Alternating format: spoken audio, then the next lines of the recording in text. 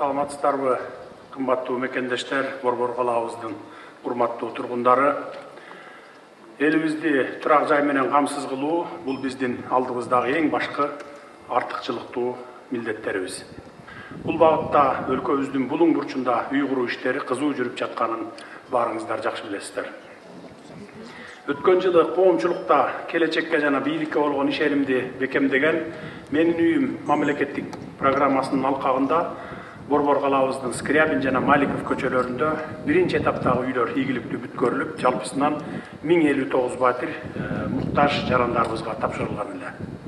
Бүгүн болсо мамлекеттик турак жай саясатынын иш жүзүндөгү жыйынтыгы аталган программанын кезектеги натыйжасы катары Чыңгыз Айтматов көчөсүндөгү 612 батирлүү заманбап үйдү жарандарыбызга тапшыруу алдында турабыз.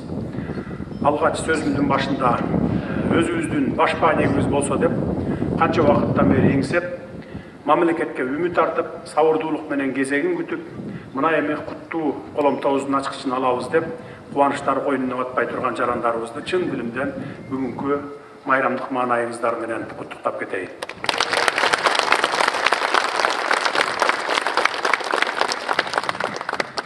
Алган үйүңүздөр ак жолтой болсун, ушул жерден агарып көгөрүп, бала чакалуу болгула, көптөгөн ийгиликтерге жетишкиле. Урматтуу мекендештер, Кудай буйрса, эл арасында биримдик, өлкөбүздө тынчтык болуп турса, социалдык долбоор катары саналган бул программабызды мындан ары дагы уланта бермекчибиз. 10 миңдеген жарандарыбыз илгери үмүт менен кезекке туруп, үйлүү жайлуу болсом деп зарыгып күтүп келишет. Алардын үмүт тилектерин аткарганга мамлекетибиздин күчү жетет. Буйрса 4-5 күндө Борборубуздун Маликов көчөсүндөгү 600гө жакын батирди жана жакынкы араларда Жалал-Абад шаарында салынып бүткөн 1,5 миң батирлерди кезекте турган жарандарыбызга тапшырып келем. Алардын да кубанычтарына ортоктош болобуз.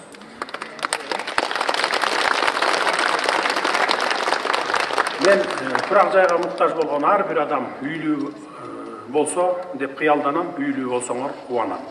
Бара-бара андай жарандарыбыздын баарын үй менен камсыз кылууга Кудай буйрса жетишебиз. Биз жергиликтүү бийликтердин жана курулуш тармагындагы адистердин, карапайым курулушчулардын талыкпаган мээнети аркылуу мамлекеттик турак жай саясатын жүзөгө ашырабыз. Ошондуктан учурдан пайдаланып, элдин жүгүн аркалаган мындай мээнеткеч кызмат адамдарынын баарына ыраазычылык билдире кетейин.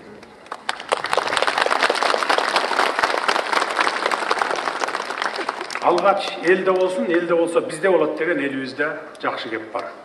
Эми элибиздин көксөгөн максатын ишке ашырып келаткан мамлекеттик ипотекалык компания тууралуу да эки ооз сөз кыла кетейин. Бүгүнкү күндө компаниянын уставдык капиталы 80 миллиард сомдон ашып, Кыргызстандагы жападан жалгыз ири капиталга ээ болгон мамлекеттик компанияга айланды. Бул да болсо мамлекеттин элге болгон камкордугунун далили. Урматтуу мекендештер, ушул жерден бир нерсени баса белгилеп айта кетейин. Кечээ күнү депутаттар мамлекеттик ипотекалык компаниянын жетекчисине суроо берип, ар кандай күмөн саноо дейбизби, же ишенбестик дейбизби, айтор жарга такаган суроолорун берип жатканын көрүп калдым. Ошондуктан жалпы карапайым элге түшүнүктүү болуш үчүн толук жана кеңири маалымат бере кетейин. Мамлекеттик ипотекалык компанияда бардыгы ачык. Кезекте тургандар өздөрү онлайн режимде көзөмөлдөп турса болот, ал эми акча каражаттары болсо электрондук көзөмөлдө турат. Эч ким уурдай албайт, уурдаса көрүнүп калат, албетте экеселеп, үчеселеп кайра кайтарат. Эми ушул жерде батирге ээ болгондордун жарымы алдын ала төлөмү жок, мурдатан эле кезекте турган 25 жылдык мөөнөт менен алып жаткандар турасыздар. Ал эми жарымыңыздар болсо алдын ала 50% төлөп, калган суммасын 10-15 жылга алгандар олтурасыздар. Мамлекеттик ипотекалык компанияда элибизди турак жай менен камсыз кылууда ар түрлүү варианттар, программалар бар. Мурда бир эле вариант бар болчу. Ал 14% менен алдын ала 30%ын төлөө, калган суммасын 10 жылда төлөп бүтөсүң деген. Болду, өмүр бою ошол батирде жашайсың деген шарт эле. Биз келген кандай жаңылыктарды киргиздик? Мамлекеттик иштерде иштегендерге 4%га, ал эми жеке жактарга 8%га чейин түшүрдүк, алдын ала төлөмү жок 25 жылга бере баштадык. Дагы бир жаңылык, эгер мурда мамлекеттик ипотекалык компаниядан алган батирин үй бүлөңө тардык кыла баштаса, аны кеңейтүүгө мүмкүнчүлүк түзүп бердик. Мисалы, мурда бир бөлмөлүү батир алып, убакыттар өткөндөн кийин бала бакыраңар чоңоюп, ал батирин үй бүлөңө тар боло баштаса, аны кайрадан мамлекеттик ипотекалык компанияга тапшырып, 2 же 3 бөлмөлүү батирге алмаштырсаң болот деген мүмкүнчүлүк түзүп бердик. Мурда бир бөлмөлүү батирге төлөп жүргөн акчаң толугу менен кийинки кеңейтилген батириңдин төлөмүнө эсеп болуп кете берет.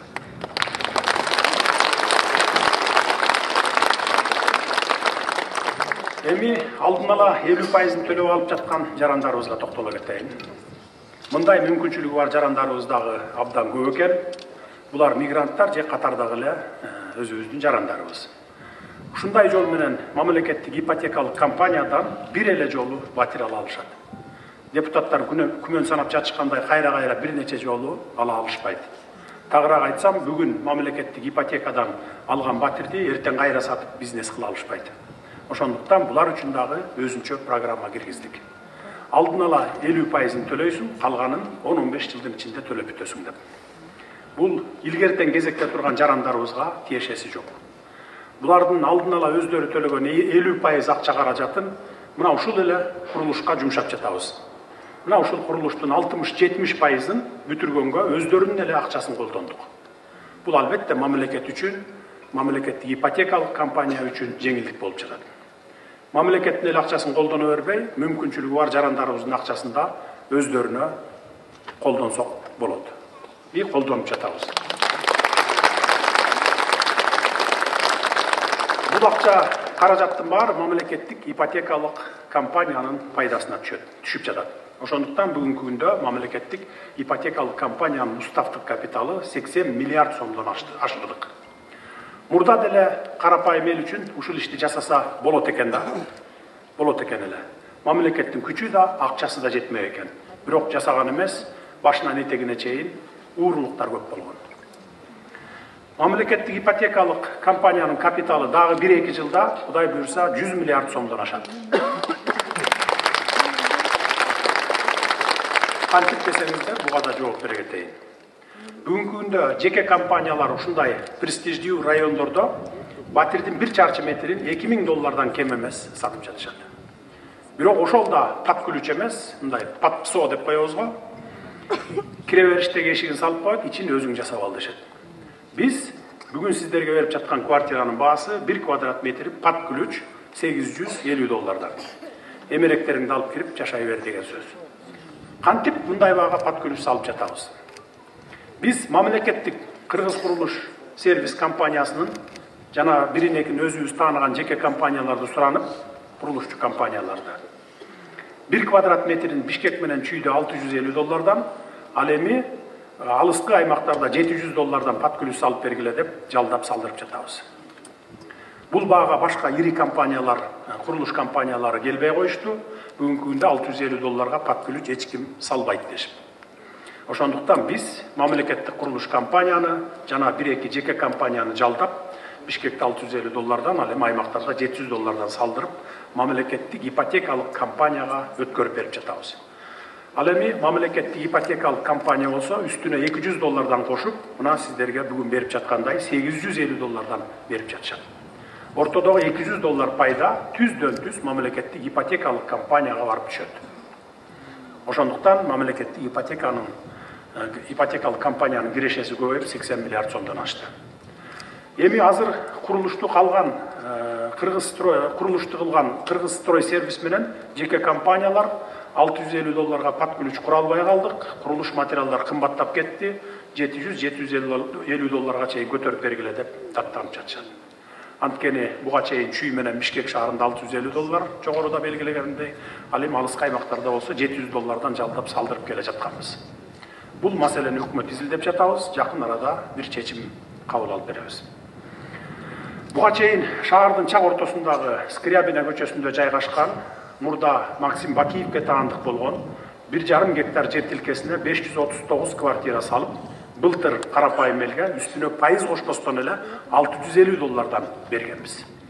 Эми мындан ары мейли кайсы аймакта болбосун, мамлекеттик ипотекалык компания сөзсүз түрдө батирлердин үстүнө өзүнүн пайдасын кошуу менен бүгүнкүдөй берет. Анткени мамлекеттик ипотекалык компания пайда көрүш керек. Себеби 20-25 жылдын ичинде сөзсүз түрдө инфляция болот. Ошол инфляцияны мамлекеттик ипотекалык компания кичи шаарларга, региондорго, райборборлорго салынып жаткан батирлердин үстүнө бир аз пайдасын кошуп, ошол пайда менен инфляцияны жаап турушу керек. Эми мындан ары баалар албетте өзгөрөт. Бирок баары бир деле мамлекеттик ипотекалык компаниянын саясаты карапайым эл үчүн жеке курулуш компанияларга салыштырмалуу сөзсүз түрдө кыйла арзан болот. Анан жогоруда айткандай паткүнүч болот. Жакынкы келечекте мамлекеттик ипотекалык компания өз алдынча каржылоо өтүүнү жана өлкөнүн турак жай фондун дагы да кеңейтүүнү максат кылуудабыз. Максатыбыз ийгиликтүү ишке ашса, жарандарыбызды турак жай менен камсыздоодо мамлекеттик бюджетке кошумча жүк келбестен ипотекалык компания иши туруктуу жана натыйжалуу жолго коюлат дагы өзүнүн ишин өзү улап кете берет. Урматтуу агайын туугандар, бүгүнкү күндө Менин үйүм программасынын алкагында Кыргызстандын бардык аймактарында турак жай курулуштары жүрүп жатканын жакшы билесиздер. Жалпысынан өлкө боюнча 60 миңден ашуун батирдин курулушу башталып, алардын басымдуу бөлүгү активдүү фазада турат. Улам бүткөнүн улам ушинтип тапшырып бере беребиз. Жарандарыбыз өз үйүнө ээ болуп, жашоо турмушун тыңдап аларына мүмкүнчүлүк берип жатабыз. Ал эми борбор деген борбор экен. Бишкек шаарынын жашоорга ыкчам, улам жаңылануунун үстүндө болуп жатат. Өлкө аймагынан шаарга агылгандар дагы бир топ экен. Ушундан улам турак жайга болгон муктаждык да чоң. Ошого жараша пландуу курулуш иштери улантылууда. Эртең Мурас кичи районундагы 600-гө жакын батир бүтүп жатат. Аларды дагы толугу менен кезекте тургандарга беребиз. Ал жакта жарымын алдын ала төлөгөндөр жок. Себеби ал кичи район толугу менен мамлекеттин акчасына курулуп жатат. Биз мындан ары да сапаттуу жана жеткиликтүү үйлөрдү куруп, жарандарыбыздын тилек максаттарын орундатабыз, ага бар күч аракетибизди жумшай беребиз. Бүгүнкү салтанаттын урматтуу катышуучулары, мына бул баарыбыз күбө болуп турган жаңы үйлөр көптөн күткөн жарандарыбызга жылуулук тартуулай турган коломто, ынтымактын очогу, өнүгүүнүн башаты болуп берет деп терең ишенемин. Мамлекетибиздин элге болгон камкордугу, элибиздин мамлекетке болгон ишеними, сый урматы арта берсин. Үй жайлуу болуп жаткандардын чамгарагы бийик, босогосу бек болсун. Ак өргөңүздөн кут болсун.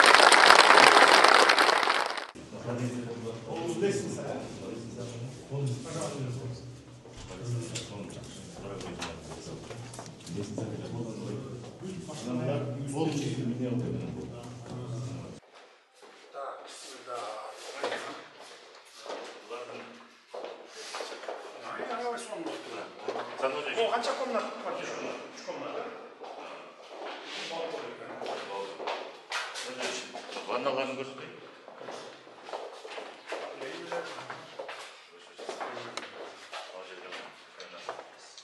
Бүгүн эле кирип, бүгүн эле жүрө берсин.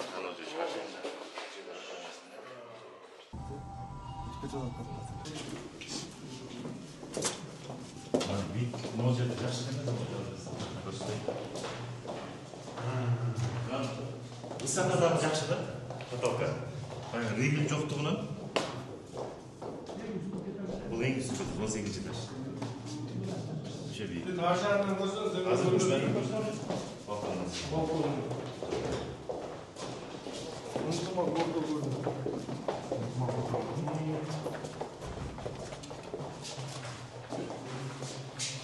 Могу прокуратура. Biz akçası kotorulsa da. Değil налоговый. Bu налоговый кетет. А biz ara hemen başlayalım ekemiz de. Жакта эми менти менен сүйлөшүп атабыз, Адылбек элешим менен. Кийичине бир 200-300 бөлү сакырын котловандан кете берели депчи. Ошол жагына территорияны бүт жаап койдук. Бул уже министрликте нар жагы болсо, сиз айткандай жана парк болот да, полностью. Бамандыкта. Караңыз, кыш көрүнөт, бер жагы жаз, биягы жаз, вообще 4 мезгил көрүнөт. Батыр жигит болосуңбу? Атың ким? Я. Алия, канчага чыктың? 6-га окуйсуңбу? 1-класска бардыңбы? Канча бир туугансың? 2 бир тууган, Küçücük mü bu? Kança yıl oldu muhallim olup iştegeniz? 13 yıl. 13 yıl. Ага. Burada ayakta kvartirada yaşatıyoruz. Ооба, квартирада жашам. 18 этаждан алыпсыздар да? Ооба. Панорамный, да, платка? Жақсы жерден тиге тұрмай сізге. Үй көрініп тұрады екен, тоға көрініп тұрады екен, 4 мезгіл. Ооба. Қыш, күз, жаз, ана бұяқта жай уже. Ооба. Сон. Сізге рахмат. Жолдашыңыз жоқ қой? Сізге чоң рахмат. Құт болсын үйіңізде. Рахмат. Жерден ағарып көргілер. Келін алыңыз, қыз ұзатыңыз, жерден Абзалка үй болсын. Бұяқта да бар. Саламатсыңдар. Саламатсыңдар. Құт болсын квартирамызда. Құт болсын. Мынаны осы диyelim. Ең алғашқы ең сыйлы қонағы сіз болдыңыз. Жақсы. Жақсы жерде, жақсы жағынан тиіп тұрдыңыз. Жақсы, құдай бұйырса, жақсы. Kimsiniz? Kaç işteyiz? Азыркы убакытта сот департаментинде. Сот департаментinde kaça oldu işte? Ал жерде азыр эле иштеген 2 жылдай болуп калды. Бирок о жерде турганым 2018-19 жылдары турдум эле да. Кезектеги Алдыға eşteke төлөбөйдө 25 жыл. 25 жылга эчтеке төлөбөй алдык. Үй бүлөбүздүн атынан сизге чоң ыраазычылык билдирем. Ошо сиз бар үчүн биздин Кыргызстаныбыз өнүгүп өсүп атат. Сизге ден соолук каалайм, ишиңизге ийгилик, мындан артта чоң жетишкендиктерди каалайм. Анан ушул жанагы ипотекалык компаниянын өкүлдөрүнө, анан өкмөткө дагы ушу үй бүлөбүздүн атынан чоң ыраазычылык билдирем. Рахмат. Мамлекетке ыраазычылыгыңыздарды айтам элем. Мамлекеттин күчү менен, мамлекеттин кудурети менен ушуну жасап атабыз. Албетте биздики себепчибиз уюштуруп берип атабыз. Башка бир мурдакыдай ууруларга уурдатпай ушинтип элге болсун деп силерге жасап берип атабыз.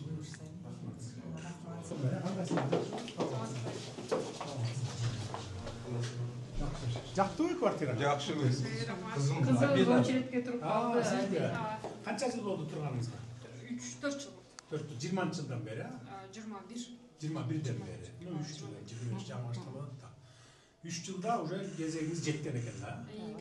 Кезеги жетти ошондо. 25 жыл калдыңыз ошондо. 25 жыл. Кара кел буяка тургула мына. Сөзгө тапкантасың? Так, жақсы. Жылмай қойыңыздар. Рахмат.